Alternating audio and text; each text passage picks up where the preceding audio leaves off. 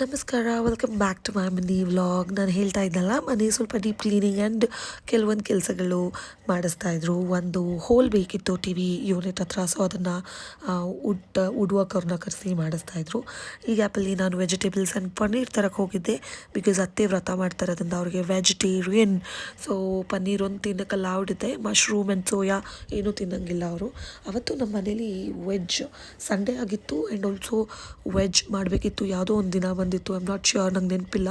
So ಒಂದು Sunday, so mushroom biryani, paneer gravy ಮತ್ತು ಚಪಾತಿ ಕೂಡ ಮಾಡಿದ್ವಿ. ಎಲ್ಲರೂ ವೆಜ್ಜೇ ತಿಂದಿದ್ದು ಅವತ್ತು. ಆ್ಯಂಡ್ ಆಲ್ಸೋ ಇದನ್ನೆಲ್ಲ ಚೆನ್ನಾಗಿ ತಿಂದ್ಕೊಂಡು ನಾನು ನನ್ನ monthly routine, so every time ನಾನು ಆಯಿಲ್ ಮಸಾಜ್ಗೆ ಹೋಗಲ್ಲ. ನನಗೆ ಹೆಡ್ಡೇಕ್ ಇದ್ದರೆ ಮಾತ್ರ ಹೋಗ್ತೀನಿ. ಸೊ ಆಯಿಲ್ ಮಸಾಜ್ ಮಾಡಿಸ್ಕೊಂಡು ಮನೆಗೆ ವಾಪಸ್ ಬಂದೆ. ಬರೋಷ್ಟಕ್ಕೆ ನಮ್ಮ ಅತ್ತೆ ಮ್ಯಾಂಗೋ ಕೇಕ್ ತಿನ್ನಬೇಕು ಅಂತ ಅನ್ನಿಸ್ತಾ ಇದೆ ಅಂತ ಅಂದ್ಬಿಟ್ಟು ಮ್ಯಾಂಗೋ ಕೇಕ್ ಮಾಡ್ಕೋತಾಯಿದ್ರು. ಬಿಕಾಸ್ ಅವ್ರು ಆಚೆ ತಿನ್ನೋಕ್ಕಲ್ಲ ಹೊಡಿಲ್ವಲ್ಲ, ಅದಕ್ಕೋಸ್ಕರ. ಸೊ ಅವರ ಒಂದು ಏನೋ ರೀಸನಿಂದ ನಾವು ಚೆನ್ನಾಗಿ ತಿನ್ಬೋದು ಮನೇಲಿ.